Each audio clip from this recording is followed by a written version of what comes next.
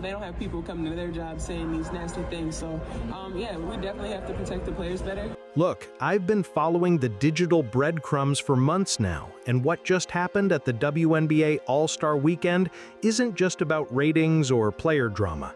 It's about money, real money, and the uncomfortable truth that nobody in the league wants to talk about. When Caitlin Clark got ruled out of that All-Star game, it didn't just break hearts in Indianapolis. It broke the entire economic illusion the WNBA has been selling us.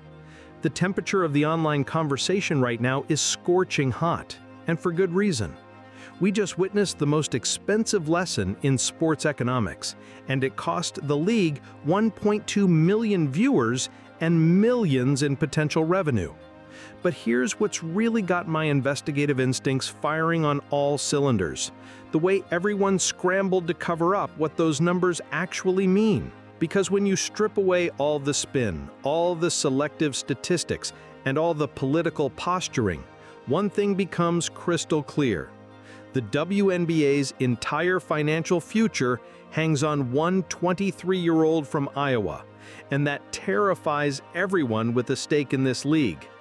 If you're ready to follow me down this rabbit hole of financial dependency and see just how deep the Caitlin Clark effect really goes, hit that like button and subscribe for more insider analysis. Because what I'm about to show you changes everything we thought we knew about women's basketball economics. Let me paint you the real picture here. The moment, and I mean the exact moment, Caitlin Clark was ruled out of that All-Star game, something unprecedented happened in sports ticket pricing. We're not talking about a gentle decline. We're talking about a financial crater that exposed the WNBA's most closely guarded secret. They don't have people coming to their job saying these nasty things. So, yeah, we definitely have to protect the players better. 48%. Let that sink in for a second. Ticket prices didn't just dip when Clark got hurt. They crashed from $121 down to $64 overnight. Now, I've been filtering through the noise of sports economics for years, and I can tell you this: that level of price volatility around a single player is absolutely unheard of in professional sports. The digital chatter around this is intense because people are starting to connect the dots. This isn't just about one All-Star game. This is about a pattern that's been hiding in plain sight. Every time Caitlin Clark gets injured, every time she sits out, the same thing happens. The market doesn't lie, folks. And what the market is telling us is that the WNBA has built its entire economic recovery on the shoulders of one player. But here's where it gets really interesting. While ticket prices were cratering, while secondary markets were collapsing, the WNBA players were walking around in protest shirts demanding more money. The timing couldn't have been more perfect to expose the fundamental disconnect between perception and reality. Scored historic viewership. How is it historic when it's like half of last year? Last year was nearly 4 million. How is it historic when it's like half of last year? KC, ESPN was comparing this year's All-Star game to 2023. Why? Why in the hell would they do that?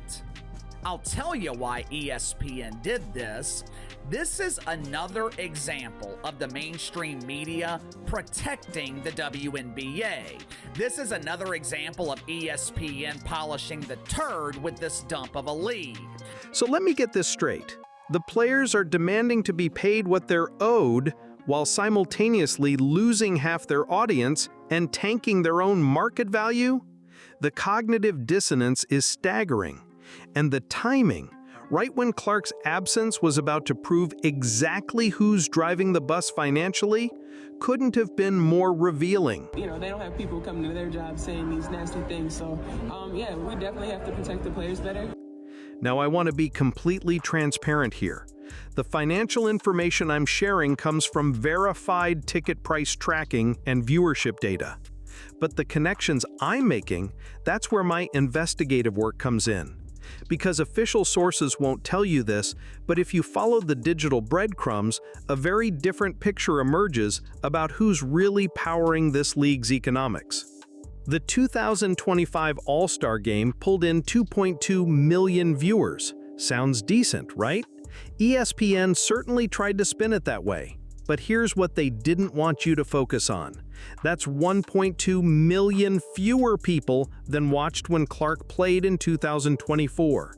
In television economics, that's not just a dip, that's a financial disaster. LeBron James can be injured, Steph Curry could be injured, Kevin Durant could be in, and the prices still will not drop to be this low. $75? Folks, I'm sure there's some high school football teams down in Texas that charge you at least $75 to get to a home game. 3-point contest, ESPN, ABC, and Disney score the historic viewership for the 2025 WNBA All-Star events. Friday, July 18th, ESPN airs the most watched WNBA skills and 3-point contest ever, averaging 1.3 million viewers, which is up 89% versus last year's WNBA skills and 3-point contest, up 89%.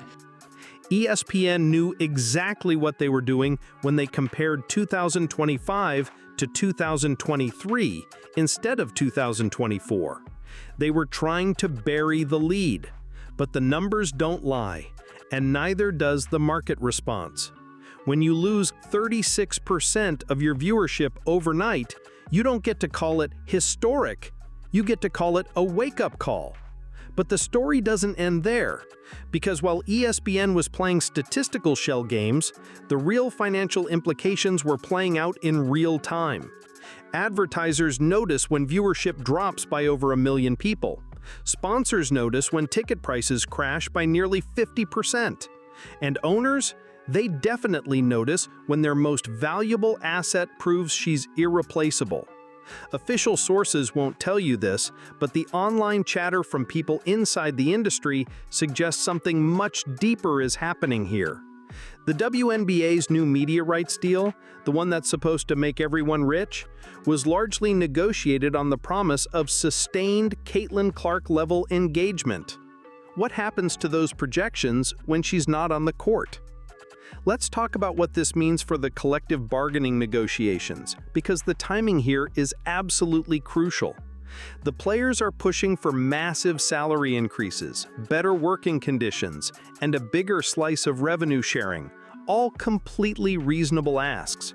But they're making these demands while the evidence of their actual market value without Clark is playing out in real time.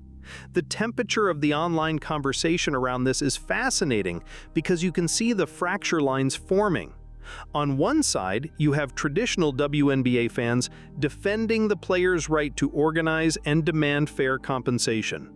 On the other hand, you have Caitlin Clark's fans pointing to the numbers and asking some uncomfortable questions about who's actually driving the growth. If it wasn't for that moment with Angel Reese.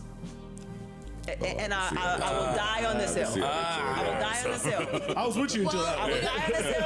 I will die on this hill. The new fans are sucking life out of the WNBA right now.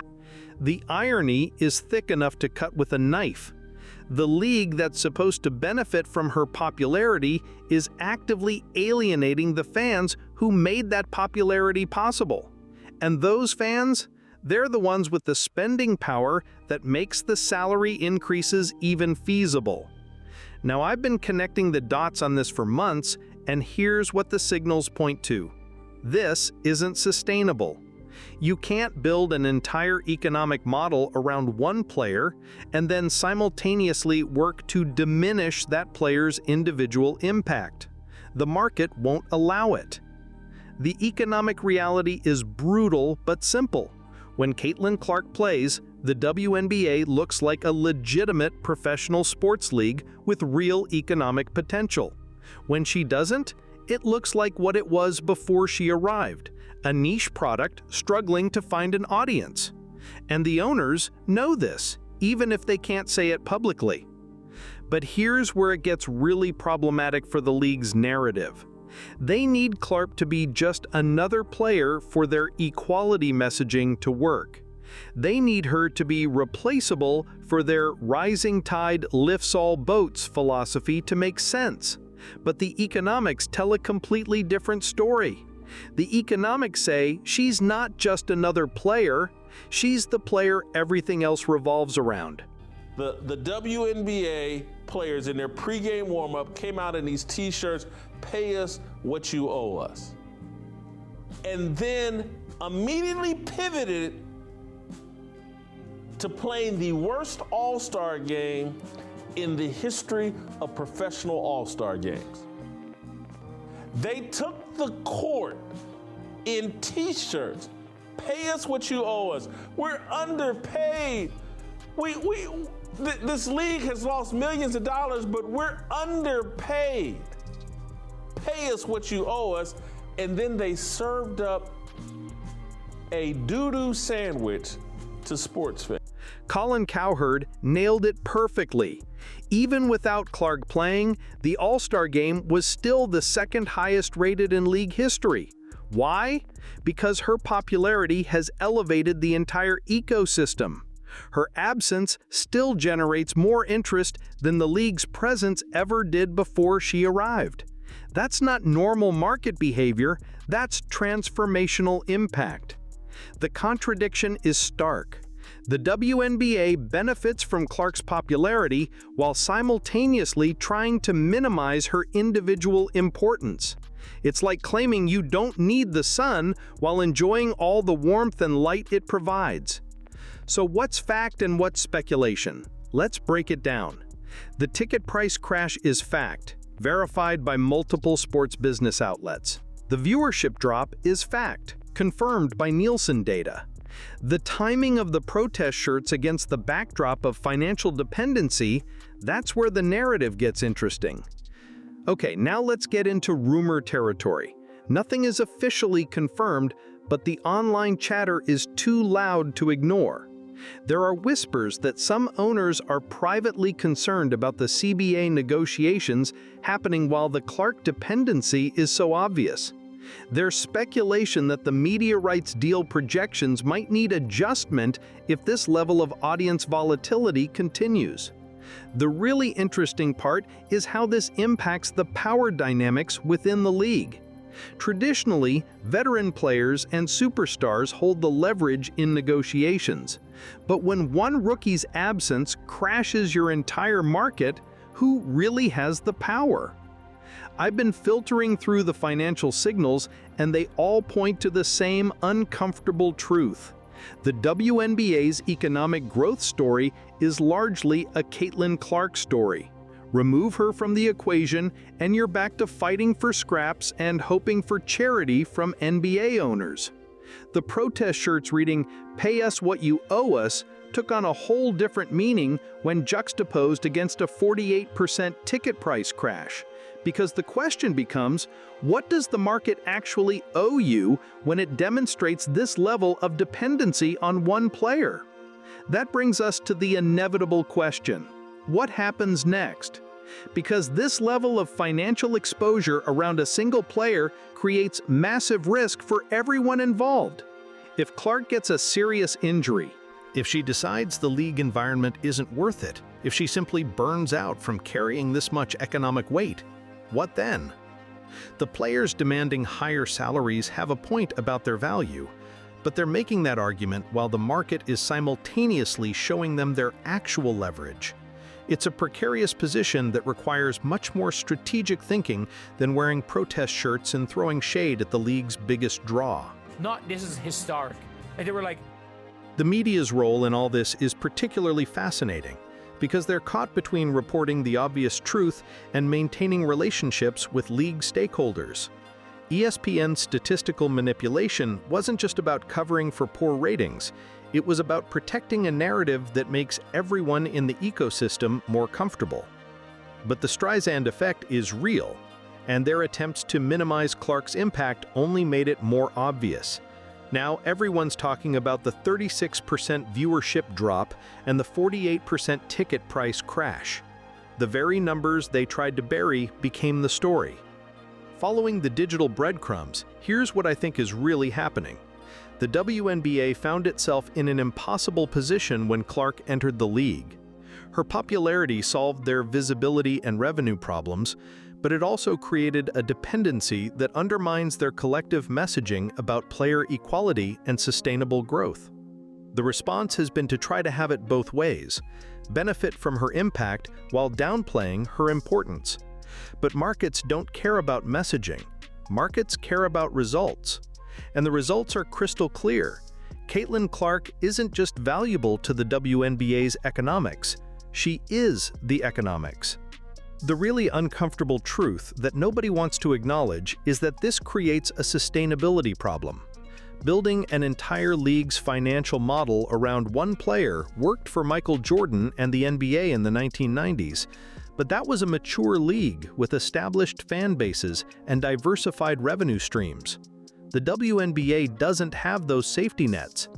So when players demand higher salaries while their market value demonstrates this level of volatility, it creates a fundamental tension.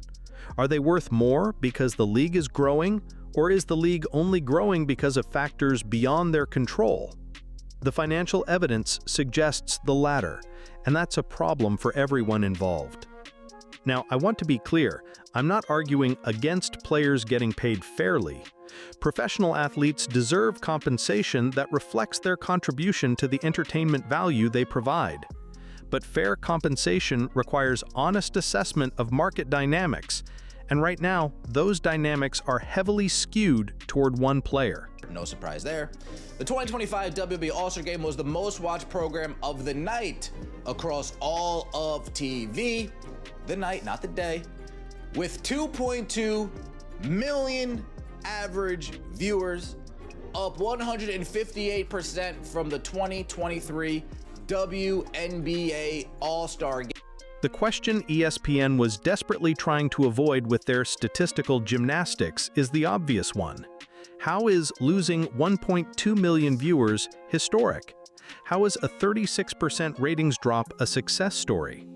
The answer is it's not, unless you're more committed to narrative management than honest reporting. But here's what's really fascinating about this whole situation. The market has spoken with absolute clarity about Caitlin Clark's value, and that clarity terrifies everyone who has to negotiate around it. Because once you acknowledge that level of individual impact, everything else in your competitive balance philosophy falls apart. The collective bargaining negotiations are happening against this backdrop of demonstrated dependency, and it's creating some very awkward conversations. How do you demand a bigger piece of the pie when the pie shrinks by 36% without one ingredient? The player's position is understandable. They want to capitalize on the league's growth and secure better working conditions. But the owner's position is equally logical. Why invest more money in a product that demonstrates this level of market volatility? That's the real tension here, and it's not going away regardless of how ESPN frames the ratings or how many protest shirts get worn during warm-ups. Reading the signals from the online conversation, there's a growing recognition that the WNBA's financial model needs fundamental restructuring.